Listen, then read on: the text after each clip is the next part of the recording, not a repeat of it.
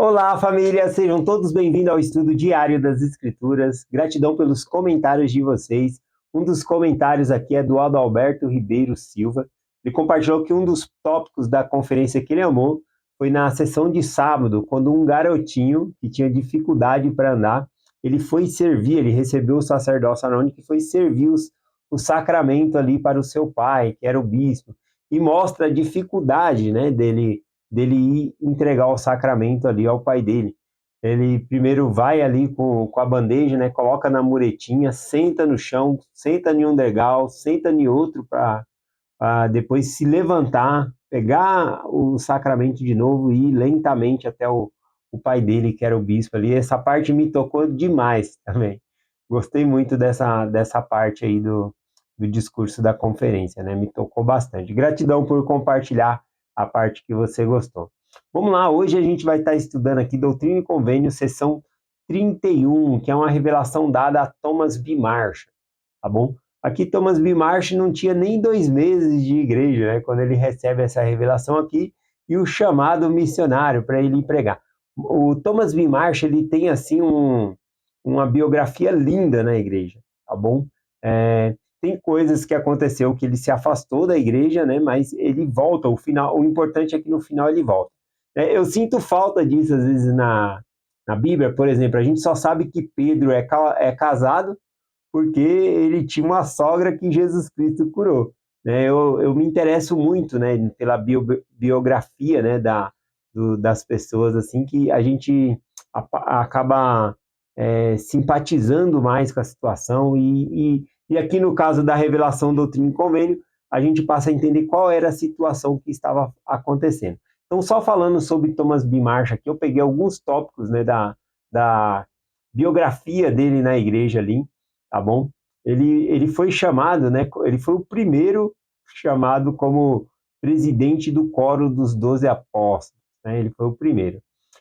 Falando sobre a vida dele aqui, muito interessante que ele se sentiu inspirado a viajar e ele sentia que a Igreja de Cristo iria surgir ainda, né? Que ainda não havia surgido. E ele viaja com um amigo dele, até que ele ouve, né, nessa viagem, por meio de uma mulher, se ele já ouviu falar da, da, da escritura de ouro, né, das placas de ouro de Joseph Smith.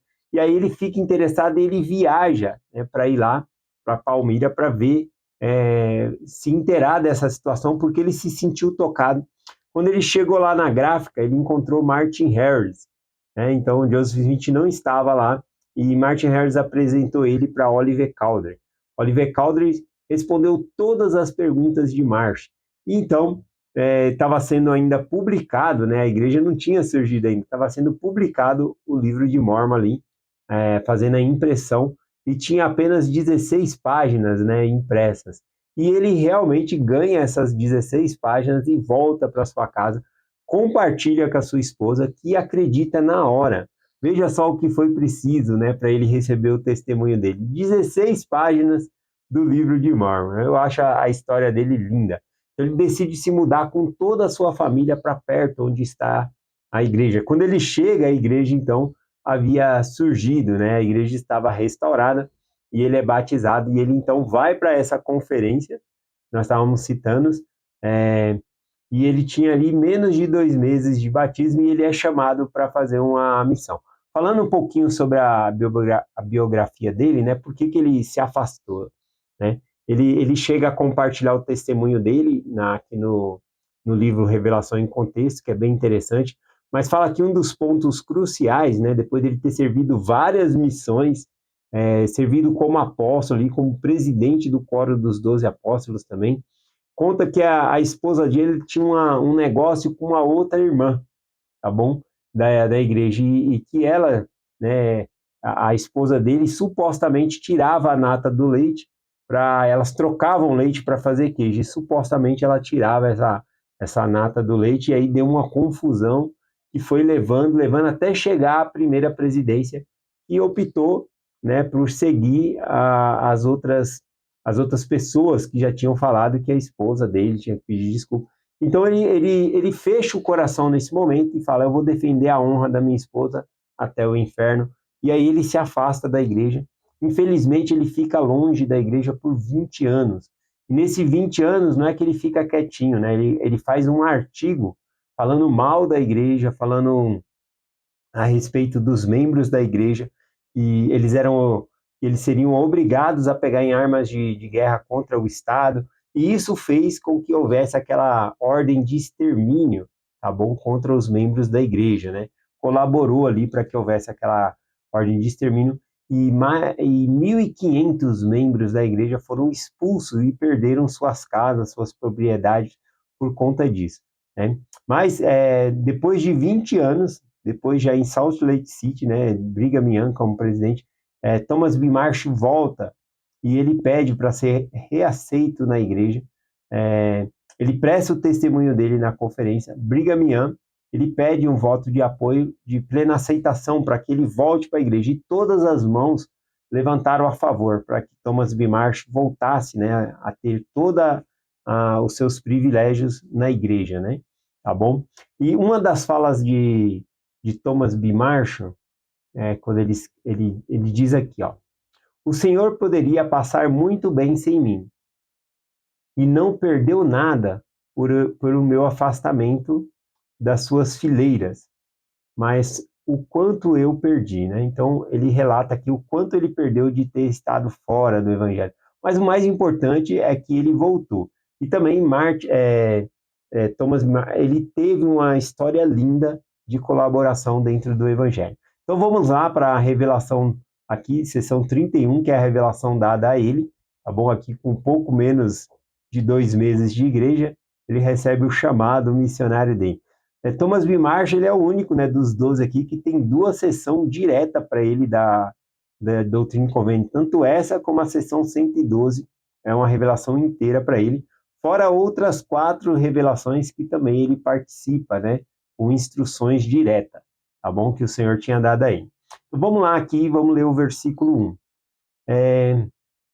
Para mim, a sessão 31 aqui, ela é bem tocante para mim, porque eu estava na missão, né, quando eu li essa sessão pela primeira vez. Na verdade, eu estava orando, buscando ao Senhor a respeito de minha família. Eu estava preocupado, porque quando eu fui para a missão, eu era uma renda dentro de casa. Eu trabalhava, ajudava nas contas, tudo. E eu indo para a missão, eu só não deixei ainda de ser uma renda dentro de casa, como tinha um custo, né, para me manter na missão, que minha família também me ajudava. Então, acaba sendo uma despesa também, né?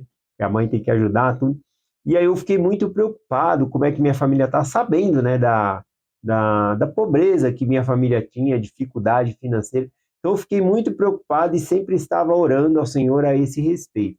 E aí então, essa revelação de Thomas B. Marshall veio diretamente para mim, né? Essa revelação aqui, Doutrina e Convênio, sessão 31. Então quando fala aqui, Toma, meu filho, Thomas, meu filho, bem-aventurado és tu por causa de tua fé em minha obra, né? Eu já logo troquei o meu nome aqui, como é ensinado pelos líderes, né? Trocar o nosso nome como se o Senhor estivesse falando conosco. E eu senti realmente que o Senhor estava feliz pela fé que eu tinha de saber que Deus ia suprir a minha família, que eu estava ali, mas que Deus ia dar um jeito. Mas as preocupações ainda existiam em minha mente, né? E aí o próximo versículo diz assim: Eis que tem tido muitas aflições por causa de tua família. Entretanto, abençoarei a ti e a tua família. Então, esse versículo me deu um alívio muito grande na missão. Eu decidi, naquele momento, confiar no Senhor e entregar na mão de Deus, e sabia que Ele ia abençoar minha família, tá bom? E realmente minha família recebeu muitas bênçãos por conta de eu estar na missão, e também pessoas que estavam sendo preparadas na minha família para entrar para o Evangelho, tá bom? E aqui a revelação continua para Thomas B. Marsh.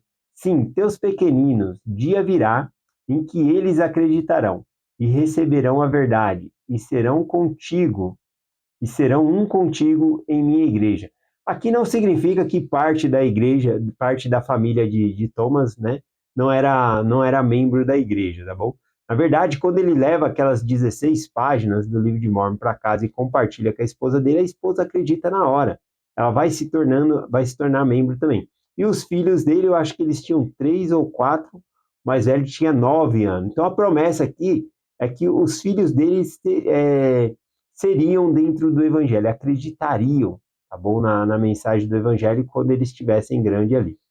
Bom, versículo 3 diz assim: eleva o teu coração, regozija, pois é chegada a hora de tua missão. E tua língua será desatada, e anunciarás as boas novas de grande alegria a esta geração. Então, aqui nós temos várias pessoas que tinham pouco tempo, né, de membro da igreja que foram chamados para fazer uma missão. E uma dessas pessoas foi Thomas B. Marshall. Ele tinha menos de 2 meses de membro aqui, foi chamado, e ele aceita este chamado. Não é a única missão que ele vai fazer outras missões ainda, tá bom? Depois que ele entra, né, para o coro dos 12 apóstolos, também ele viaja em missão e colabora muito para o crescimento da igreja. Vamos aqui no versículo 30, não, versículo 4, seção 31, versículo 4 e o 5, diz assim: anunciarás as coisas que te foram reveladas a meu servo Joseph Smith Jr.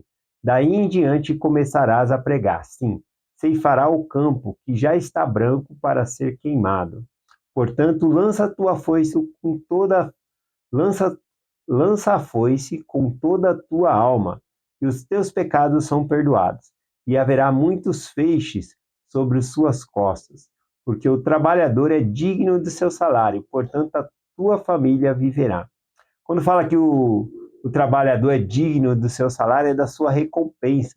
A recompensa de quem trabalha no Evangelho, de quem vive o Evangelho, é a vida eterna. Essa que é a recompensa. Assim como está escrito, né? O salário do pecado é a morte. Tá bom? Então, a consequência de quem vive no pecado é a morte, é o afastamento da presença de Deus. Então, quem vive o Evangelho, a recompensa, o salário, né? Ele é a vida eterna. Isso que significa aqui.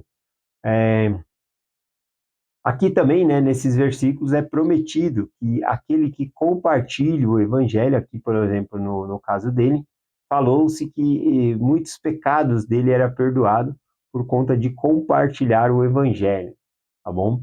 Lá em Tiago, capítulo 5, versículo 19 e 20, também promete isso, que aquele que converter do erro um pecador, salvará da morte um pecado, do que da morte o afastamento da presença de Deus, a morte espiritual. E cobrirá uma multidão de pecados. É uma promessa de que a pessoa que trabalha assim na obra missionária e ajuda outros, uma multidão de pecados é perdoado, né, da pessoa. Tem uma outra associação aqui em Doutrina e Convênio 62.3 que diz assim: não obstante, bem-aventurados sois, porque o testemunho que prestaste está registrado no céu para ser visto pelos anjos, e eles se regozijam por vós, e vossos pecados vos são perdoados, né? Então, algumas pessoas associam a esse versículo aqui que quando nós prestamos o testemunho, também o Senhor vai apagando as nossas faltas. Vamos aqui, versículo 6, diz assim: eis que em verdade vos digo, deixa-o só por um pouco de tempo, para declarares minhas palavras, e pregar-lhe-eis, e preparar-lhe-eis um lugar. Aqui está falando da segurança da família dele, né? Vai preparar um lugar para a família dele. Então, eles teriam um lugar em Sião, segurança ali também, tá bom? E aqui eu confiei também no Senhor, que o Senhor também tinha um bom lugar preparado, né? Um bom plano preparado para minha família, tá bom? Então, confiei também no Senhor aqui. E aqui, né, significava aí para a missão a ausência da família, tá bom? Mas aqui no caso de Thomas B. Marshall, e como dos outros homens, eles eram casados, tinham esposa, e às vezes eles deixavam a esposa, filhos ali, e iam para a missão, ficavam um tempo e retornavam para sua família, né? Deve ser bem difícil ali, ele com filhos pequenos e servindo uma missão. Vamos aqui no versículo. Só vou ler alguns versículos sobre missão que Jesus Cristo chamou algumas pessoas aqui. E algumas pessoas se convidaram para fazer a missão, eu acho importante compartilhar.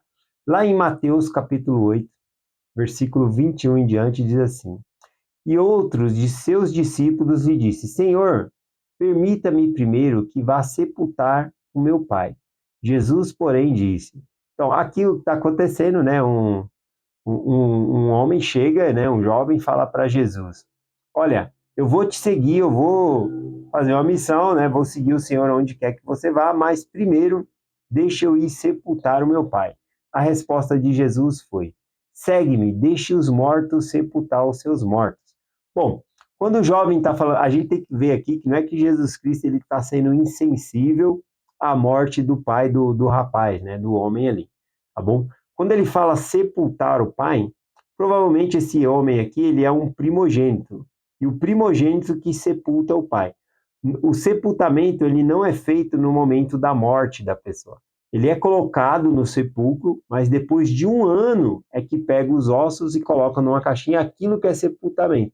Provavelmente o pai dele já havia morrido e ele fala: não, primeiro eu tenho que esperar para seguir, né, para sepultar o meu pai. Lembrando que aqui Jesus Cristo não estava no funeral lá, nada disso, né? Foi na estrada que esse homem veio e falou com Jesus aqui: deixa primeiro eu sepultar o meu pai, tá bom? E aí Jesus Cristo fala: deixa os mortos sepultar os mortos, vem e me segue, tá bom? Outra parte de missões que eu gosto, tá bom? Que tem aqui Jesus Cristo falando com as pessoas, é em Lucas capítulo 9, a partir do versículo 57. E aconteceu que, indo ele pelo caminho, alguém lhe disse: Senhor, seguir-te-ei onde quer que fores. E disse Jesus: as raposas têm covis, as aves do céu têm ninhos, mas o filho do homem não tem onde reclinar a cabeça. Aqui é uma referência, né? Quando a pessoa quer seguir a Cristo, fazer uma missão, então eu vou te seguir onde quer que for. Você fala: a vida de missionário não é confortável, não tem onde reclinar a cabeça. A raposa tem o covil dela lá. A raposa aqui provavelmente está se referindo, né, ao governo romano ali, né, ao governo romano. E as aves têm ninhos, né, se referindo aos gentios, mas o filho do homem não tinha onde reclinar a cabeça. Ou seja, fazer uma missão não é para ser confortável, né, não vai ser férias, né, a gente está ali para trabalhar em prol de ajudar na obra de Deus. E aqui outro também disse assim, ó, e disse outros: seguir-te-ei, porém disse ele: Senhor, deixa eu primeiro vá e enterre meu pai. Mas Jesus disse: deixa os mortos enterrar os seus mortos, porém tu vai e anuncia o reino de Deus. Né? Lá eu falei em Mateus, aqui está em Lucas, capítulo 9. Mas é o mesmo rapaz aqui. E disse também outro: Senhor, eu te seguirei, mas deixa-me primeiro dos que estão me despedir primeiro do que estão na minha casa. E Jesus disse: ninguém que lança a mão do arado e olha para trás é apto para o reino de Deus. Aqui é ficar olhando para trás com saudade, né? Eu confesso que era um sentimento bom, que eu estava na missão, lembrando, né? Mas isso me atrapalhava a focar no trabalho de encontrar pessoas e ajudar elas a conhecer o Evangelho. Então, se a gente lançou mão do arado de trabalhar na obra do Senhor, a gente não pode ficar olhando para trás, a gente tem que confiar no Senhor. E graças ao Senhor eu tive essas experiências e pude me concentrar na missão, confiar em Deus. Bom, vamos continuar aqui a nossa leitura. Vamos ver se dá tempo. Versículos 7, 8 e 9 aqui. As promessas do Senhor aqui. Ele fala que vai abrir o coração dele, a boca dele para ele pregar o evangelho, dando uma resumida aqui, né? E ele fala também para ele ser paciente nas aflições que ele teria. O versículo 10 diz assim: eis que te digo que serás como um médico para a igreja, mas não para o mundo, pois não te receberão. Aqui, né, provavelmente é uma palavra de ambiguidade, né, que significa, tem outro significado. Porque Thomas B. Marsh, na verdade, de registro mesmo que ele cuidou das pessoas como paciente, teve 2 só. Então, ele não era médico, não tinha formação. Mas aqui significa ser médico para a igreja, ele foi apóstolo. Cuidar da vida espiritual das pessoas. Tal como Jesus Cristo, lá em Mateus 9, versículo 12, Jesus Cristo diz assim: não necessitam de médicos são, mas sim os doentes. Quem são os sãos, né? Lá em terceiro Nef, Jesus Cristo responde que os sãos são as criancinhas, porque ele está se referindo ao pecado. E as criancinhas não têm pecado. Então, todas as pessoas precisam da igreja, precisam de Cristo. Ele diz aqui: ide, porém, e aprendei o que significa misericórdia e quero, e não sacrifício, Porque eu não vim chamar os justos, mas os pecadores ao arrependimento. Essa foi a resposta de Jesus. Eu gosto, né, desse sentido, né, de que a igreja é como um hospital. E nós vamos lá para nos curar, tá bom? Para curar outras pessoas, para ajudar. E Jesus, ele é o grande médico. Eu gosto desse sentido aqui também. Bom, vamos finalizar por aqui, por conta do tempo que já estourou aqui. E aqui ele fala: vai onde quer que eu desejar, e será te permitido ir pelo Espírito Santo. O Consolador iria guiar ele nessa missão, tá bom? Então é essa mensagem que eu compartilho, né, da parte aqui, Doutrina e Convênio 31. A gente tem 7 capítulos para estudar essa semana, então é um por dia aqui. E hoje a gente está no capítulo 31. Gratidão por mais uma vez nós estarmos juntos estudando as Escrituras. Compartilhamos essa mensagem com vocês em nome de Jesus Cristo. Amém. Até amanhã.